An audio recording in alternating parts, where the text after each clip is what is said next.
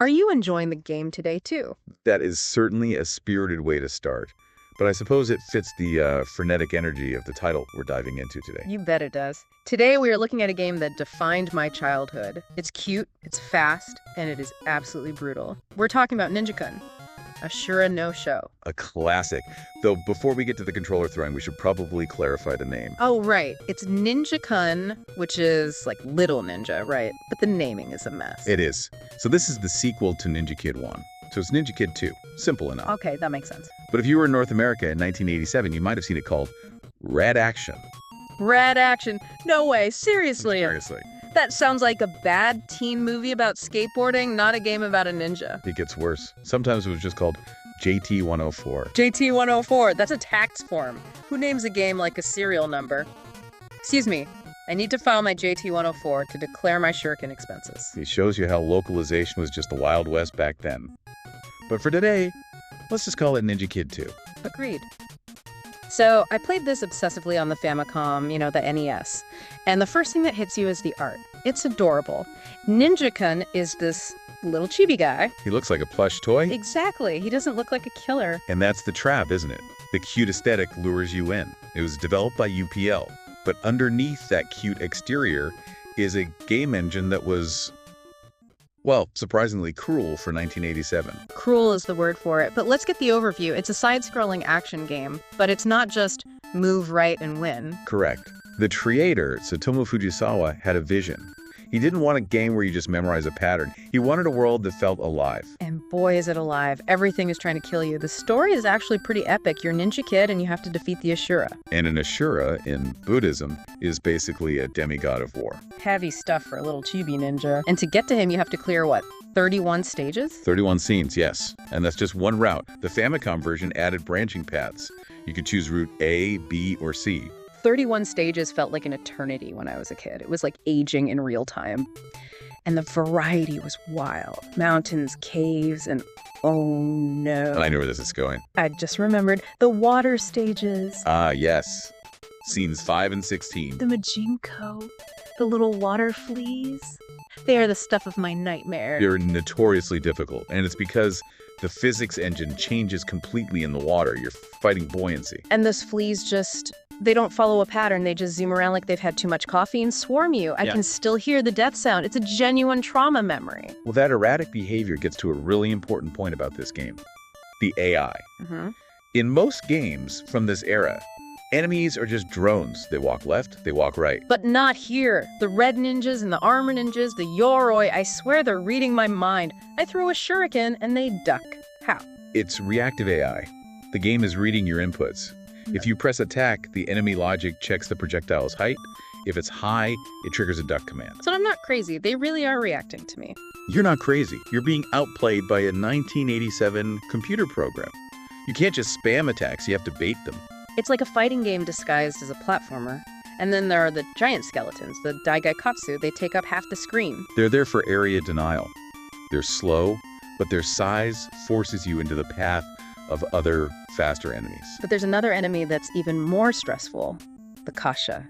With a fire wheel. Oh, the pressure. If you take too long on a screen, this invincible fire wheel just shows up to chase you. It's the game screaming, hurry up or die. It's a mechanic to prevent turtling, and it connects to the atmosphere.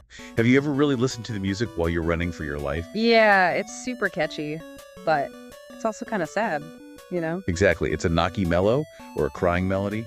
It's an upbeat tempo, but the melody itself is in a minor key. It gives the game this weird, lonely feeling. It does feel lonely. You're this tiny ninja against the whole world. And speaking of lonely, I heard the arcade ending is super weird. It's incredibly stoic. You beat the final boss and nothing. No music. Just a black screen with text. That's haunting. Like the war is over. Go home. I'm glad the Famicom version was a bit cheerier, but let's dig into the mechanics because this is where the game gets really deep. It all comes down to physics. Yeah. UPL implemented momentum and gravity in a way that felt heavy. And triangle jump. The Sankaku The defining move of the franchise. I felt so cool doing this. You jump at a wall, cling, and then jump off. You're bouncing off walls like a Super Ball. Revolutionary for 1987. But we have to explain how you do it, because it's not automated like in modern games. Oh, don't remind me. You have to jump at the wall, hold the direction to cling, but only for a second. Then you have to switch the D-pad to the opposite direction and press jump again. Precisely. It's a rhythmic rocking motion. Right stick, left jump. Left stick, right jump. And if you mess up the timing by a millisecond, you just peel off the wall and fall into a pit of spikes. I did that so many times. The Famicom version actually made this slightly easier. It widened the input window by a few frames. Thank goodness. But there's also the falling mechanic. If you fall from too high, Ninja-kun gets stunned. He goes all groggy. Right. You lose control for a few seconds, which in a game this fast is a death sentence. But there's a fix, the aerial rotation. You press jump while you're falling and he spins. And if you land while spinning, you perform a stylish landing. You strike a pose, you don't get stunned, and you get 1,000 bonus points. It's so satisfying. It feels like you're sticking a gymnastic landing. It encourages you to be reckless because you can turn a mistake into a bonus. It's brilliant risk-reward design. Now, what about the weapons? Oh yeah, you can switch them with the up button on the Famicom. I loved the boomerang because it comes back to you. Useful for ground control. But the high-level players, they prefer the bomb. The bomb is tricky though. It arcs upward. It's hard to hit things right in front of you. That arc is exactly why it's so powerful. The levels are super vertical. The bomb lets you attack enemies on the platform above you without being seen. So you're clearing the room before you even enter it. I just like the fire technique. Invincibility. I just run through enemies screaming, "I'm unstoppable," for about 10 seconds. And then die immediately after. And let's not forget the worst restriction. The sword in the water stages. You can only use the sword. No bombs, no boomerangs. Just poking at those horrible water fleas while trying not to drown. It's cruel design. It strips away your range advantage exactly when you're most vulnerable. Let's talk about the Famicom port, because arcade ports back then were usually rough. Especially considering who programmed it. Who was it? Micronics. Oh no, not Micronics. They did the NES version of 1942, right? The one that flickered so much you thought your TV was broken. The very same. They were infamous for bad frame rates and glitchy audio.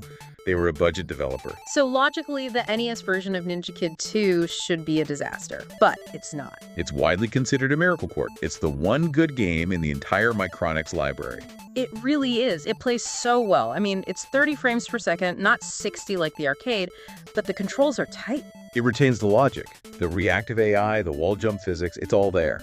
And they added something that saved my life as a kid. The infinite continues. Exactly. The arcade was a coin sink, designed to take your quarters.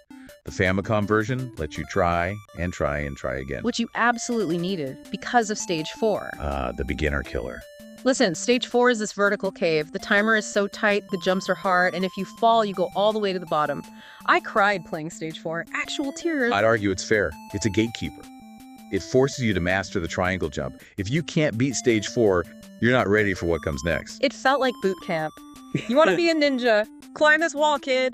At least we didn't have the permanent pattern issue from the arcades. Oh, right, the infinite scoring loop. Wait, what was that? There were spots in the arcade version where you could stand safely and just kill endlessly respawning enemies to farm points forever. For real. Right? Infinite score. Yep.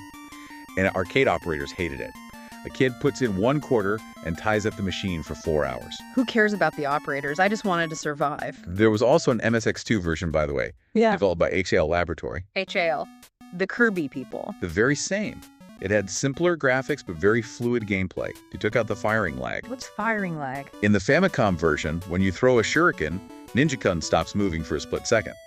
HAL removed that, so it was more like a run and gun. That sounds smooth, but I kind of like the heaviness of the Famicom version. It makes every shot feel like a commitment. Agreed. The weight makes the platforming more deliberate. Plus, you can bounce on enemies' heads. Yes, you can use them like stepping stones to get to high places, but the one bad thing?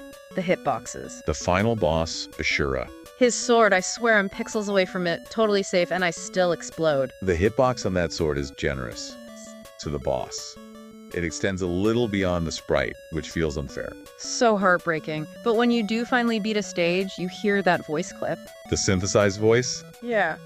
It sounds like Ukyakyah or something. What is he saying? To this day, nobody is 100% sure. It's a mystery series. It's a retro mystery. The sound sampling quality was so low that the original phrase is lost. Some people think it's a monkey laugh, some think it's a distorted... Okay. I'm gonna believe he's saying you got lucky, because that's how I felt every time. It adds to the charm. You know, UPL, the company, went bankrupt, but their games became cult classics. And now you can play it on the Switch and PS4, right? The Arcade Archives version. Correct. You can play the real arcade version. Though, be warned, no infinite continues like the Famicom kid in you remembers. Oh boy. I might need to abuse the save state feature. Too shame in that. Yeah. So final verdict, for me, it's a nostalgic gem. Harder than it looks, but it taught me persistence. From a design perspective, it's a technical masterpiece. That reactive AI and those physics paved the way for games like Mega Man X. Wait, Mega Man X, I never made that connection. Think about it. The wall sliding, jumping off walls, the momentum, it connects directly back to what Fujisawa-san implemented in Ninja Kid 2. You're right. The wall jump feels almost identical, just a lot more forgiving. It's the evolution of the mechanic. He was ahead of his time. He definitely succeeded in making you feel the environment. I felt every single wall in Stage 4. With my face. Laughs! It leaves an impression. It really does. It stands the test of time because it's based on skill, not memorization. Even today, the enemies will react to you. It's always a fresh fight. That's the beauty of it. It definitely didn't hold my hand, it slapped my hand. But I kept coming back for more. And that's the mark of a great game. Absolutely. Well, I think I'm gonna go fire up the arcade archives and see if I can finally beat the water stage without throwing my controller. Good luck with the water fleas.